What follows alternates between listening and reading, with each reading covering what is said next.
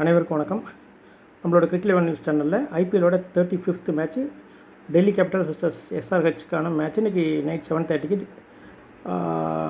டெல்லியில் நடக்குது. ஸோ இந்த மேட்ச்க்கான ட்ரீம் டீம் ப்ரெடிக்ஷன்ஸ் பார்த்தரலாம்.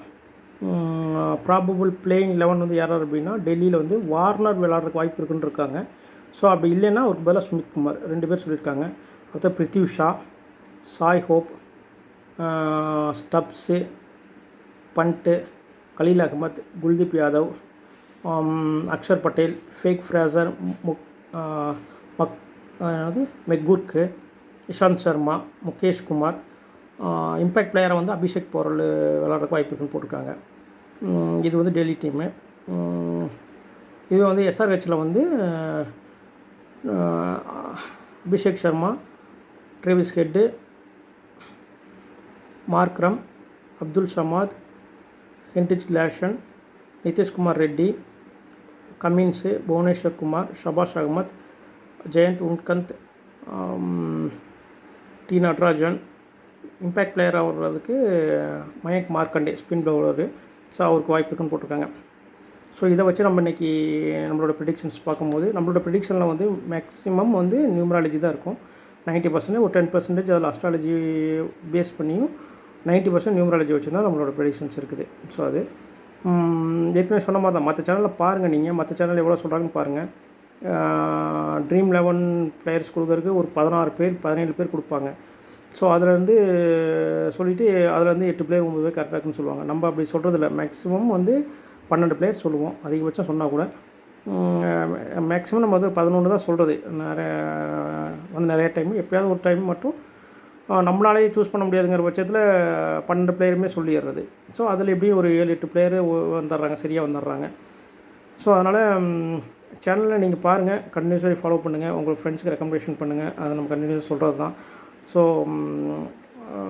இன்றைக்கான மேட்ச் டிசி vs எஸ்ஆர்ஹெச் பார்க்கும்போது, டிசியில் வந்து ஒரு 5 பிளேயர்ஸ் நல்ல வாய்ப்பு இருக்குது. எஸ்ஆர்ஹெச்சில் ஒரு 6 பிளேயர்ஸ்க்கு நல்ல வாய்ப்பு இருக்குது. ஸோ டிசியில் யார் அப்படின்னா, சாய் ஹோப்பு, பண்ட்டு, ஸ்டப்ஸு 3, 4வது இஷாந்த் சர்மா, 5வது அக்ஷர் பட்டேல், 6வது கலீல் அகமத். 6 பிளேயரு எடுத்துக்கங்க.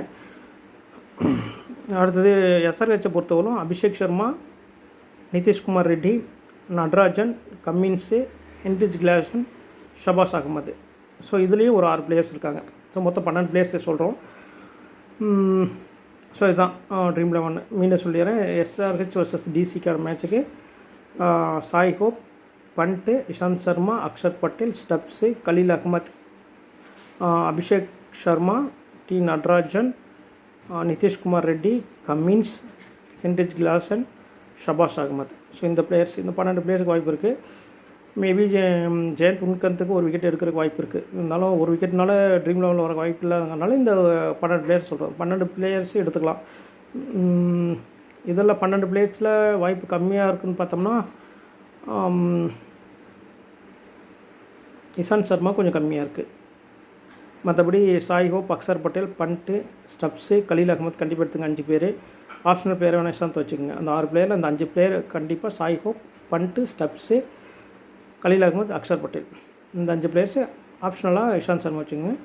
எஸ்ஆர்ஹெச்சை பொறுத்தவரை Abhishek Sharma, Nitish Kumar Reddy, Cummins, T Natarajan, Heinrich Klaasen, Shahbaz Ahmed spinner. So இவங்களை எடுத்துங்க. இதுதான் நம்மளுடைய dream 11 prediction players SRH vs டிசிக்கு இன்றைக்கி நைட் நடக்கக்கூடிய மேட்ச்சுக்கு. ஸோ நம்ம சேனலில் ஃபாலோ பண்ணுங்கள், உங்கள் ஃப்ரெண்ட்ஸுக்கு ரெக்கமெண்ட் பண்ணுங்கள். தேங்க்யூ.